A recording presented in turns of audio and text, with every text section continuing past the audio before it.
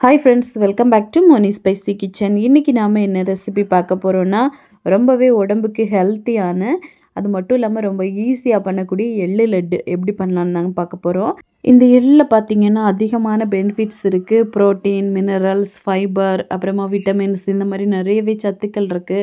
இது உடம்புல இம்யூனிட்டியை மேம்படுத்துறதுக்கும் அப்புறமா கொலஸ்ட்ரால் கம்மி பண்ணுறதுக்கும் இந்த மாதிரி அதிகமான பெனிஃபிட்ஸ் இருக்குது. ஸோ கண்டிப்பாக வளர்கிற குழந்தைங்க பெண்கள் எல்லாம் கண்டிப்பாக இதை எடுத்துக்கலாம்.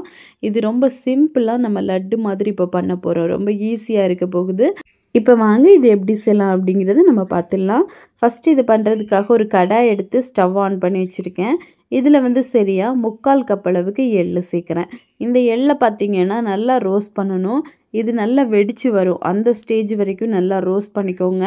உங்களுக்கு நான் காமிக்கிறேன் அது எப்படி வெடிக்கும் அப்படிங்கிறது நான் காமிக்கிறேன். ரொம்ப கரிஞ்சி போக விட்டுறக்கூடாது. நம்ம வறுத்தெடுக்கும் போது ஃபுல்லாகவே மீடியம் ஃப்ளேம், லோ ஃப்ளேமில் கூட நீங்கள் வச்சுக்கலாம். பாருங்கள் இந்த மாதிரி நல்லா வெடித்து வரும். அது வரைக்கும் நல்லா நம்ம ரோஸ்ட் பண்ணி எடுக்கணும். இப்போ ஓரளவுக்கு நல்லா ரோஸ்ட் பண்ணதுக்கப்புறமா இதை நம்ம எடுத்து நல்லா கம்ப்ளீட்டாக ஆற விட்டுறலாம். இப்போ நல்லா வறுபட்டுருச்சு. இப்போ அதே கடாயில் 3/4 கப் அளவுக்கு நான் பொட்டுக்கடலை எடுத்திருக்கேன்.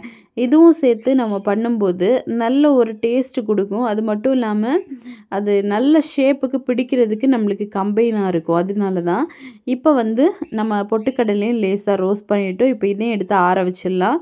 இப்போ அவல் இது 3/4 கப்பு தான் எடுத்திருக்கேன். நீங்கள் எந்த கலர் அவல் வேணால் எடுத்துக்கலாம். நான் சிவப்பு அவல் எடுத்திருக்கேன். இது உடம்புக்கு இன்னுமே நல்லது. இப்போ இதையும் சேர்த்து நல்லா ரோஸ்ட் பண்ணிக்கலாம். இது கூடவே ஒரு 4லேருந்து 5 போல் ஏலக்காய் போட்டிருக்கேன். ஏலக்காய் பவுடர் இருந்துச்சு அப்படின்னா நீங்கள் அது கூட யூஸ் பண்ணலாம். இப்போ இதையும் போட்டு நல்லா வறுத்தெடுத்துக்கோங்க. இப்போ ஓரளவு நல்லா வறுபட்டுருச்சு. இப்போ எல்லாம் ஆறுனதுக்கப்புறமா ஃபஸ்ட்டு நம்ம அந்த பொட்டுக்கடலையும் அவலையும் தான் அரைச்சி எடுக்கணும். அதுக்கப்புறமா நம்ம எள்ளு போட்டுக்கலாம். ஏன் அப்படின்னா எள்ளுலேருந்து எண்ணெய் பிரிஞ்சு வர ஆரம்பிக்கும். அதனால் நம்ம எள்ளையும் போட்டு ரொம்ப நேரம் அரைக்க முடியாது. ஃபஸ்ட்டு இதை அரைச்சிட்டு அதுக்கப்புறமா எள் வச்சுருந்தோம்ல ஆற விட்டது அதையும் இதுக்குள்ளே போட்டுருங்க. போட்டுட்டு ஒரு 30 செகண்ட் மட்டும் நல்லா அரைச்சா போதும். அதுக்கு மேலே அரைக்க வேண்டாம். இப்போ அரைச்சிட்டோம். இப்போ நான் இனிப்புக்காக நாட்டு சர்க்கரை எடுத்துருக்கேன். நீங்கள் வெல்லம், கருப்பட்டி எது வேணால் போட்டுக்கலாம். ஒரு 3/4 கப் அளவு எல்லாமே 3/4 கப்பு தான் நான் எடுத்திருக்கேன். இப்போ இதையும் நல்லா அரைச்சிட்டு ஒரு பிளேட்டுக்கு மாற்றிடுங்க. இப்போ இந்த லட்டு எல்லாத்தையுமே ஒரு பிளேட்டில் மாற்றிடலாம். மாற்றிட்டு இதில் நெய் விட்டு நம்ம பால்ஸாக பிடிச்சி எடுக்க போகிறோம். நான் ஒரு 2லேருந்து 3 டேபிள் ஸ்பூன் அளவுக்கு நெய் சேர்த்துருக்கேன். நீங்கள் தேவைப்பட்டால் 1/4 கப் அளவு கூட நெய் சேர்த்துக்கலாம். இப்போ இதை நல்லா பால்ஸாக பிடிச்சி எடுத்துடலாம்.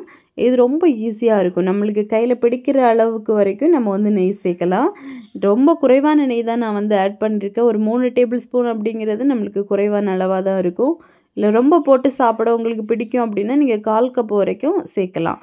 இப்போ இதையும் போட்டு நல்லா மிக்ஸ் பண்ணிக்கோங்க. நான் மறுபடிக்கும் ஒரு 2 டேபிள் ஸ்பூன் அளவுக்கு நெய் சேர்த்துருக்கேன். சேர்த்துட்டு இப்போ நல்லா மிக்ஸ் பண்ணி நம்ம உருண்டைகளாக பிடிக்க ஆரம்பிச்சிடலாம்.